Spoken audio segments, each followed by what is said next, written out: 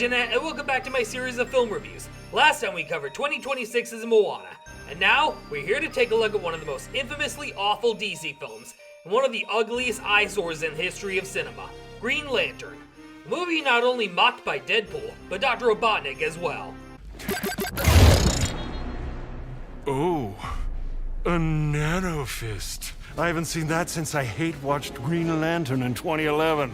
Well, I'll be damned. Jim Carrey finally agrees with me for once. Oh wait, at the end of Deadpool 2, I shot Ryan Reynolds in the fucking head as soon as he received the screenplay for this movie to prevent it from ever being made. Why is that movie still here? And why did Dr. Eggman bring it up in Sonic the Hedgehog 3? Because, Bob, the multiverse makes no fucking sense. And it's been miss after miss after miss. The Wizard of Oz did it best. Especially since Sam Raimi directed Oz the Great and Powerful. Oi! That was me who said it, not you, plagiarist! I am not a plagiarist. I don't steal shit. Not unlike you stealing all my booze.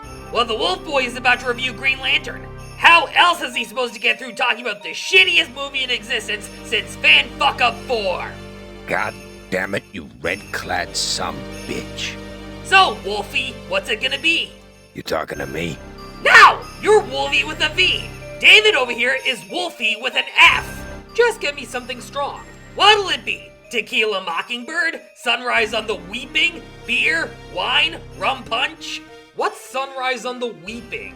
It's a special Hunger Games themed cocktail I whipped up after I read Sunrise on the Reaping last year. It has tequila, orange juice, grenadine, and a splash of Tabasco sauce for extra spice. So you mean to tell me that you took a cocktail that already exists, that being the Tequila Sunrise, and made it spicy? Yes, because it's so spicy that it makes you weep. Hence the name Sunrise on the Weeping. Just give me the damn drink. I'll keep it on standby. Now go get ready for Wolverine's new game or something. That's the plan, Bob. Good luck. You're gonna need it. Anyway, now that I have a spicy beverage on standby, let's continue. Released on June 17th, 2011, Green Lantern is directed by Martin Campbell, director of two James Bond 007 films, those being GoldenEye and Casino Royale, as well as The Mask of Zorro and The Legend of Zorro. So how did he go from directing Casino Royale to an infamously bad DC movie? We'll never fucking know. Before becoming famous for his portrayal of Deadpool, not counting his appearance in X-Men Origins Wolverine, Ryan Reynolds played Hal Jordan, the first human member of the Green Lantern Corps. And let me just say that the special effects for this movie are laughably bad, even Ryan Reynolds' Green Lantern suit. And please don't make the super suit green. Or animated. There's Blake Lively, who would eventually marry Ryan Reynolds 1 year later, as Carol Ferris, Hal's love interest. There's Peter Sarsgaard as Hector Hammond, a scientist exposed to the yellow energy of fear from Parallax. It gives him psionic powers and a big brain that would make Tim Blake Nelson look like Jimmy Neutron in comparison. There's Mark Strong as Sinestro, who would eventually become an adversary to the Green Lanterns. Mark Strong is also known for his appearances in Kick-Ass, Kingsman the Secret Service, Kingsman the Golden Circle, and Dune Prophecy. This is also Mark Strong's first of 3 DC roles, the others being Dr. Thaddeus Savannah in Shazam and Carmine Falcone in the Penguin miniseries on HBO. Sinestro acts as Hal's mentor in this film. There's Django and Boba Fett himself, Temuera Morrison, as a Green Lantern who recruits Hal to take his place, as well as Captain Barbossa himself, Jeffrey Rush, as another Green Lantern, and another played by Michael Clark Duncan in one of his final film roles before his death in 2012, and Angela Bassett as Amanda Waller, before Viola Davis took over the role in 2016's Suicide Squad. Green Lantern was set to begin a brand new DC universe, but was scrapped due to the failure of this film at the box office. Instead, we got Man of Steel, the start of the other DC universe. And the reason I decided to review this film was to get ready for the Lantern series on HBO, starring Kyle Chandler as Hal Jordan and Aaron Pierre as Jon Stewart. And as for mature audiences, as the teasers contain a bunch of fucks. And Shadow keeps telling me that I should be in Lanterns, because of all those times I tell him to fuck off! And the fact that is one of my favorite words in the fucking dictionary! Thank you, Silver, and sometime over the next few months, I will be recording and uploading unscripted videos discussing my thoughts on each new episode as they release on HBO Max. Now, without further ado, here's my full thoughts on Ryan Reynolds' biggest regret since starring in Blade Trinity. This is Green Lantern. There is an extended cut of Green Lantern currently streaming on HBO Max, but it doesn't add much. It only has 9 extra minutes of footage, but it does expand on the characters' relationships more. But again, this falls under the category of extended versions that are unnecessary and that I give zero shits about, along with the Ghostbusters reboot that doesn't exist, Deadpool 2, and fucking Suicide Squad. But anyway, on to Green Lantern. Cheers! Oh wow, that's a really spicy drink. If there were ghost peppers in here, then I'd be crying. No, weeping. Let's see how far I get before I start breathing fire and I accidentally burn my bathrobe off. Alright, on to Green Lantern. For real now. A long time ago in a galaxy far, far away, the Green Lantern Corps was founded by the Guardians of the Universe. Excuse me? Are Star-Lord, Drax, Gamora, Rocket, Groot, Mantis, and Nebula a joke to you? Barely 5 minutes in, and they already ripped off Marvel.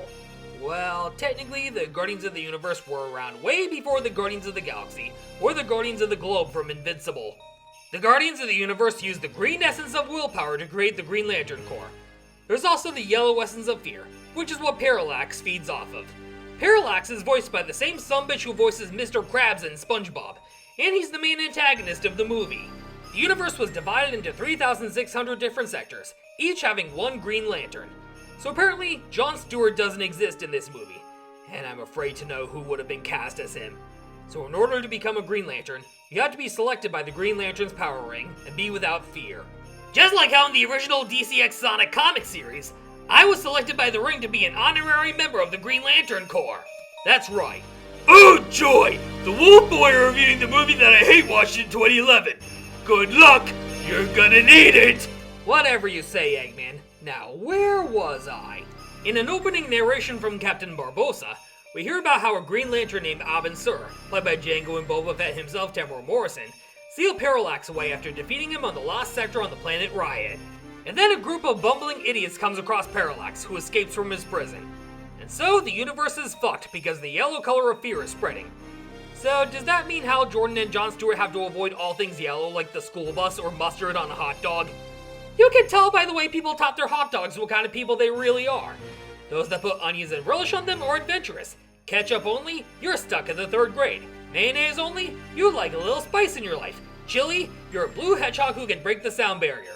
Tofu, you're Tobey Maguire. Mustard, you're a fan of Major League Baseball and aren't afraid to show it.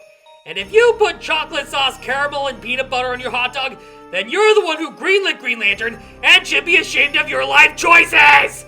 So Parallax awakens and performs the Dementor's kiss on the bumbling idiots because he feeds on their fears like Pennywise the Clown from It. We then cut to 6 months later in Sector 2814, which is where Abin Sur comes from. Here, we see some laughably bad special effects that don't look in the least bit convincing, especially with Abin Sur's face. This was clearly done with motion capture rather than with makeup, but hey, it's nowhere near as bad as Jennifer Lawrence's makeup for Mystique in Dark Phoenix. My biggest problem with Green Lantern is the fucking suits on every damn lantern. They were all done with piss poor CGI.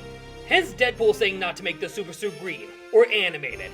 How did Hollywood as an industry go from gorgeous special effects in James Cameron's Avatar to Green fucking Lantern in less than 2 years? And this is the same studio who made Harry Potter and the Deathly Hallows Part 2 in the same year, mind you. In Superman, Nathan Fillion's Green Lantern suit was an actual costume, not a motion capture suit done with all computer effects. And Lanterns is already fixing that problem, so Green Lantern gets the L on that. And for that, I'll take another sip of the sunrise on the weeping. Who knew that alcoholic beverages would be so spicy? I should have signed one of those waivers that places like Buffalo Wild Wings give out for the Blazing Wing Challenge. Luckily for me, I have a decent tolerance for spice. But don't make me eat a Carolina Reaper pepper. I am a wolf boy, not a dragon. This bathrobe covering my handsome wolf body does not do well with open flames. So Parallax attacks Abin Sur, and he has to book it out of his spaceship. Abin Sur is mortally wounded, but he makes it to Earth and commands his power ring to find a new successor. Not Jon Stewart, but Hal Jordan, played by Deadpool himself, Ryan Reynolds. This was the point in Ryan Reynolds' career where it was off to a rocky start with films like Van Wilder, Blade Trinity, and The Proposal. But when Deadpool came a-knockin', his career skyrocketed, starring in such films as Free Guy, Red Notice, The Adam Project, Spirited, Welcome to Wrexham, which is a TV series, and Detective Pikachu. Hal Jordan is a test pilot working for Ferris Aircraft. The vice president of this company is Hal's love interest Carol Ferris, played by Blake Lively. This is where she and Ryan Reynolds first met and got married a year after this dumpster fire's release. Hal and Carol are both test pilots, and they're seen piloting fighter jets in a scene that's a blatant ripoff of Top Gun. Now, if I wanted to see an exciting action scene in a cinema involving being in the cockpit of a fighter jet, I'd see Top Gun Maverick. And I never went to the theater to see Green Lantern, and I'm glad I didn't. And there's another side character played by Taika Waititi, who is an aerospace engineer and a friend of Hal Jordan. The reason why Hal and Carol are in those planes is so they can go up against intelligent fighter jets. And Hal's recklessness cost him his job at Ferris Aircraft, all because he broke the rules of engagement going above 50,000 feet. This results in Ferris Aircraft almost losing a very important contract. We also see in a flashback sequence about how Hal's father was a pilot himself and died when his plane exploded on takeoff, and how his traumatic memories caused him to botch everything. Abin Sur crash lands on Earth and hopes for his ring to find a successor to become a Green Lantern. But before the ring selects Hal, he attends his nephew's 11th birthday party with his two brothers. And the brothers are disappointed beyond belief in him and his actions, but his nephew really looks up to him. And as he walks out of the house, Hal is snagged by a green ball of energy that pretty much warps him over to Abin Sur's location so he can claim the Green Lantern power ring. So pretty much the fast travel mechanic in open world video games like Sonic Frontiers and Breath of the Wild. Hal gets Abin Sur out of the spacecraft he escaped on, and in his dying breath, the power ring selects Hal to become his successor.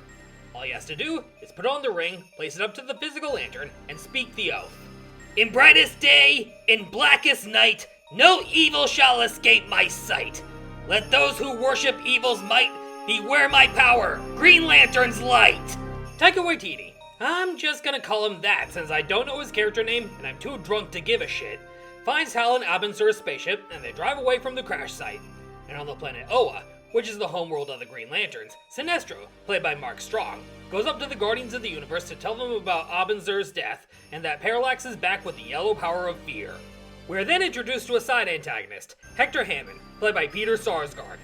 Peter Sarsgaard also played a minor role in Matt Reeves' The Batman as one of the Riddler's victims. Hector Hammond is a scientist and a college teacher exposed to the DNA of Parallax that alters his appearance and gives him psionic powers. Hector Hammond is brought to a secret facility where we meet Amanda Waller, played by Angela Bassett. A much different take on the character than what we saw with Viola Davis in 2016's Suicide Squad, 2021's The Suicide Squad, Peacemaker Season 1, Black Adam, and Creature Commandos. Instead of overseeing Task Force X, Amanda Waller in this movie is a former congressional aide and a government agent. Waller and her men obtain Abin Sur's body so they can study it. For research purposes. And so Hal takes the lantern and fumbles on the oath until it magically comes to him, even going as far as referencing Toy Story and He-Man and the Masters of the Universe. To infinity and beyond.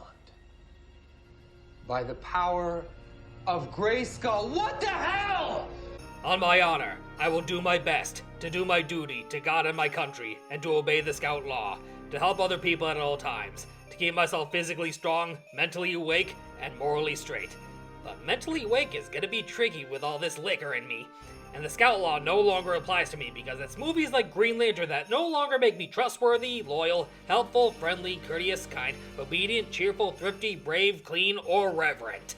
And while this is going on, Hammond is doing an autopsy on Abin Sur when he is exposed to the yellow energy of Parallax, and it completely fucks him up both inside and out. On one hand, he now has psionic powers, but on the other hand, his brain grew more sizes than the Grinch's heart. After the Green Lantern oath successfully makes his way into Hal's mind, and turns his eyes gray in a movie with more laughably bad special effects than Shark Boy and Lava Girl, Carol arrives at Hal's apartment and invites him to a bar. He formally apologizes to her over a few drinks for being irresponsible. Too bad he's not having a sunrise on the weeping, otherwise he's gonna start breathing fire like a dragon. And so a bunch of guys corner Hal outside the bar, and they begin beating him to a pulp for agreeing to do this laughably bad movie in the first place. Actually, they were sacked for what Hal did, and they beat him to a pulp because of it. And with his power ring, he summons Gerald Robotnik's Nano Fist, something Eggman hasn't seen since he hate-watched Green Lantern in 2011. After beating the sumbitches to a pulp with the Nano Fist, Hal is surrounded by a green field of energy and is transported to the planet Oa. Now I know green represents willpower, and yellow represents fear, but it's never made clear what the other colors represent in this movie. But in the DC Comics, blue means hope, red means rage, orange means greed, black means death, white means life, violet means love, and indigo means compassion. There is no way in hell I'm trading in my blue bathrobe for a green one for the sake of this review, because Tails would be pissed. That's why I'm good with wearing Sonic Blue. And what if Hal made his way to the Bridge of Death in Monty Python and the Holy Grail? When the bridgekeeper asks him, "What is your favorite color?" would his favorite color automatically be green? Because there's gotta be a Green Lantern who has a favorite color that's not even green. Does that make them a traitor to the core? Probably not. Okay. All this confusion is worthy of another sip of the sunrise on the weeping. Jesus H. Christ! I promised myself that I would finish the drink, but it's just so damn spicy that I can feel my insides bubbling up. What have I done? While Hal flies into space inside a green ball of energy, Dr. Hammond's abilities start to kick in as if he were a mutant in the X-Men timeline. And so, Hal wakes up wearing a green and animated supersuit on the planet Oa. There, he meets Toma Ray, played by Captain Barbossa himself, Jeffrey Rush. He introduces Hal to the culture of the Green Lantern Corps, tells him about how the color green represents willpower, and how there are 3,600 Green Lanterns across many sectors, all being different species. Some fish creatures, a gray hedgehog from the future. One of them's a fucking squirrel. If Hal is the first human Green Lantern, then where did Jon Stewart and Guy Gardner fall into the mix? Well, I've come to the conclusion that they don't exist within the world of this movie. Just like how in the other DC universe, the only times we see Green Lanterns are in one scene of both Justice League movies. As Hal is learning to control what he can conjure up with a power ring, we're introduced to Kilowog, played by Michael Clarke Duncan. Michael Clarke Duncan previously portrayed Kingpin in 2003's Daredevil with Ben Affleck, and is best known for his performance as John Coffey in The Green Mile. Michael Clarke Duncan died in 2012 from respiratory failure after suffering a heart attack. He was 54 years old. Kilowog is the Green Lantern version of R. Lee Ermey's character from Full Metal Jacket, in that he is a drill sergeant in charge of training new recruits for the Green Lantern Corps. And he is a bit of a prick. He does a few brutal training exercises with Hal before Sinestro takes over. Sinestro and Hal start off by having a sword duel conjured up by their rings. Swords that look like they should be holding cherries in someone's drink. Now imagine if the swords that were used were Deadpool's katanas. Then Deadpool would be pissed beyond compare. Then again, this movie was released 2 years after X-Men Origins Wolverine with the fake Deadpool, and 5 years before the real Deadpool.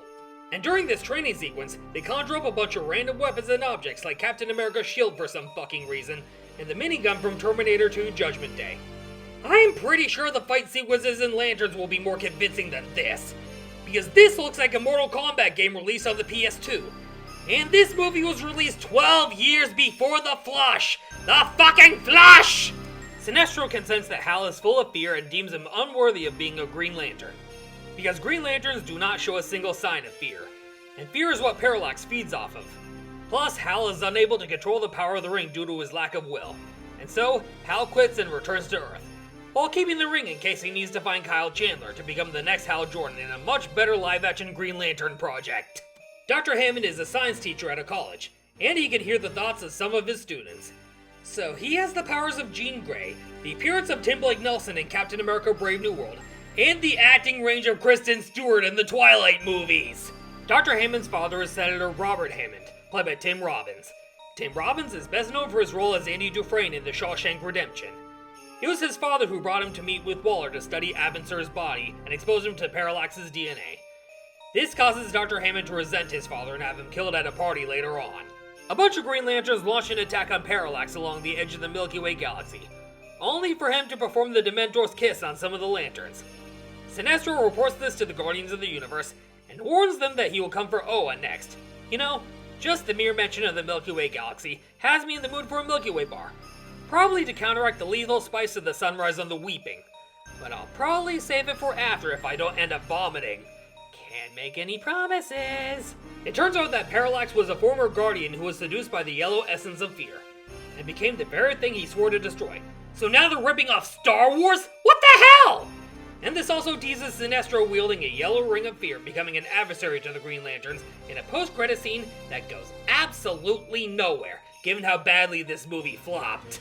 Dr. Hammond sabotages his father's helicopter telekinetically at a party after showing strong resentment towards him.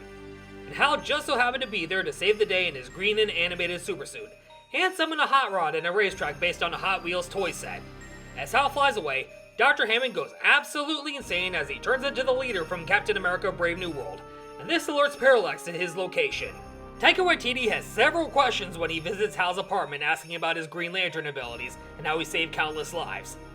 This is because Taika Waititi saw Abinsur's dead body and the physical lantern that he brought with him. And so, Hal puts on his green and animated supersuit and shows off that he is indeed the first human Green Lantern before John Stewart and Guy Gardner. The power ring of the Green Lanterns runs on very limited power, and the only way to recharge it is with the physical lanterns issued to every Green Lantern. If it runs out, then Green Lanterns can't use the power of their rings or put on their green and animated supersuits. And after showing off his green and animated supersuit to Taika Waititi, Hal flies over to Carol to show her that he is indeed a superhero dubbed the Green Lantern. And she too has several questions about Hal being a Green Lantern. Until the two of them share a romantic moment that would eventually lead to the real-life marriage of Ryan Reynolds and Blake Lively. Dr. Hammond is approached once again by Waller, where he shows off his new abilities, including looking into people's traumatic memories. And so he confronts his father once more before he is sedated, following him trying to attack the sumbitch, and he is strapped to a table. But eventually he breaks out, and brutally takes out everyone in the room, before Hal confronts him, green and animated supersuit and all. All the fight scenes in this movie are laughably bad. So laughably bad that it makes Superman 4: The Quest for Peace look like Captain America the Winter Soldier by comparison. Except that Superman 4: The Quest for Peace falls under the category of so bad it's good, while Green Lantern falls under the category of so bad it's painful. Just like Batman and Robin, M. Night Shyamalan's The Last Airbender, Fan-Fuck-Up 4, and The Flush! The fight scene ends with Dr. Hammond burning his father to a crisp. And afterwards, Parallax is alerted to Hal and Dr. Hammond's location when he senses the yellow essence of fear within Dr. Hammond's cells. And that's how they know that Parallax is on his way to Earth to fuck shit up. It's up to Hal to take on Parallax, but he still gloats about how the ring made a mistake in choosing him because he's afraid, and Green Lanterns aren't supposed to show fear. After getting a pep talk from Carol about how his father faced fear with courage, Hal flies back to Oa as they're about to forge a yellow ring to fight fear with fear. But Hal tells Sinestro not to wield that ring. He tells the Guardians and Sinestro that fear will turn the users evil if its power is used, but they say no, and so he flies solo back to Earth to take on Parallax himself. As Parallax arrives on Earth, Hal confronts Dr. Hammond, who has Carol trapped as he tries to inject her with Parallax's DNA. He trades his ring in exchange for her freedom. Dr. Hammond tries to use the ring, but it rejects him while it's Hal who is always worthy to wear that ring. And as Hal saves Carol from becoming another host for Parallax, Parallax himself shows up getting ready to fuck shit up. Wanna know what Parallax in this movie reminds me of? The Taco Bell After Effects that calls itself Galactus in Fantastic Four: Rise of the Silver Surfer. A fucking cloud entity! And because I compared it to the Taco Bell After Effects from Fantastic Four: Rise of the Silver Surfer, this calls for another sip of the Sunrise on the Weeping. Holy fuck! It feels like I'm on an episode of Hot Ones here, where each sip of this drink gets spicier than the last. Except I'm not being interviewed here. I'm actually reviewing Green Lantern. But something tells me that the final sip is gonna burn a hole in my stomach and make me belch and fart actual flames. Or make me throw up everywhere. But seriously, who puts Tabasco sauce in an alcoholic beverage? Parallax performs the Dementor's kiss on Dr. Hammond and he dies. Hal tries to get the ring back, but Parallax prevents him from doing so.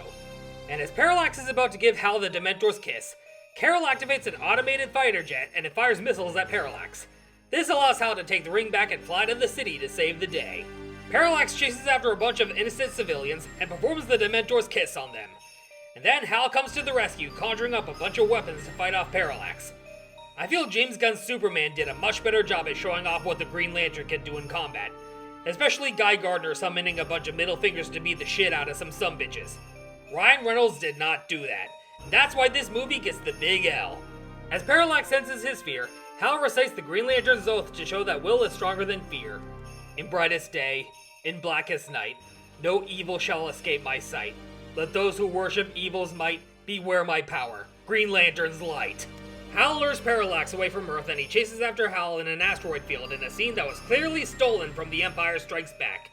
And so, Hal lures him to the sun so he can be disintegrated. And once again, he unleashes Gerald Robotnik's nanofist so he can finish him off. Hal loses consciousness, but he is saved by his fellow Green Lantern allies. Back on Oa, Hal is congratulated by his fellow Green Lanterns for his courage in defeating Parallax. Sinestro even tells Hal that he now bears the responsibility of protecting his sector as a bona fide Green Lantern. The movie ends as Hal and Carol spend one last night together before he goes off into space to protect his sector as a Green Lantern. And in a post-credit scene that goes absolutely fucking nowhere, Sinestro takes the yellow ring forged by the Guardians to become the villain we know him as today, teasing something that'll never fucking happen. just like most post-credit scenes in the other DC universe, even Aquaman in the Lost Kingdom. And that's the end of Green Lantern.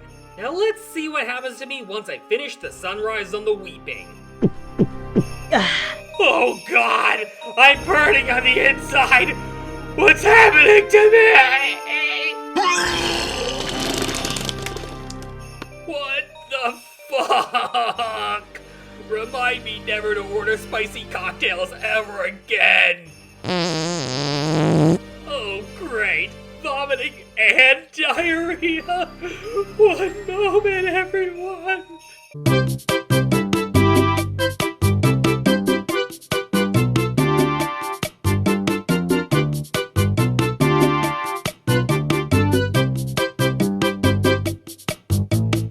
Whoever decided to put Tabasco sauce in an alcoholic beverage deserves to have my Sonic the Hedgehog slippers shoved right up their ass! Because that was painful!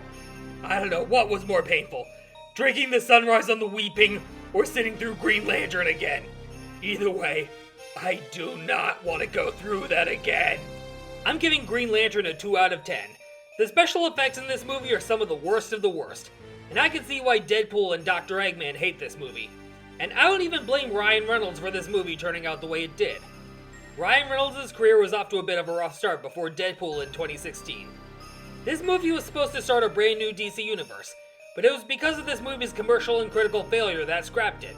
So instead, we got Man of Steel. Another movie that suffered a similar fate in failing to start a shared universe of films was 2017's The Mummy with Tom Cruise. There was way too much going on, and it was tonally confused, and the special effects were abysmal. And most of the cast and crew showed their disapproval of the movie years later. Especially Ryan Reynolds, who mocked it in character as Deadpool, and director Martin Campbell even regretted doing a superhero movie. But I will give this film credit. If it wasn't for this movie, we wouldn't have gotten Ryan Reynolds' return to a more comic-accurate Deadpool after X-Men Origins Wolverine. And we wouldn't have gotten the scene in Sonic the Hedgehog 3 where Dr. Eggman hadn't seen a nanofist since he hate-watched Green Lantern in 2011. And also Jon Stewart poking fun at it in Teen Titans Go to the Movies. It's so easy to bash on Green Lantern because of the bad special effects, and the green and animated supersuit. And honestly, I can't blame them really. That's why practical costumes on actors are way more convincing than animated supersuits. That's why I mostly judge a superhero movie by the costumes. From Batman, to Spider-Man, to Iron Man, to Superman, to Captain America, and then we have Green Lantern. No, I don't want to say stay far away from Green Lantern. You can still watch it for a good laugh, or hate watch it like Dr. Eggman did in Sonic the Hedgehog 3. This movie did not make me angry like Fan Fuck Up 4 did, or The Flush, but I would still keep my distance from this movie if I were you. Now if you'll excuse me, I'm gonna love watch Deadpool and Wolverine in 2026 while dealing with a massive hangover, and waiting for these symptoms to fuck off back where they came from after drinking an extremely spicy cocktail. Stay tuned for my upcoming review of Wreck-It Ralph coming soon, as well as discussion videos for each individual episodes of Lanterns as they release. Until then, I'll see you all next time.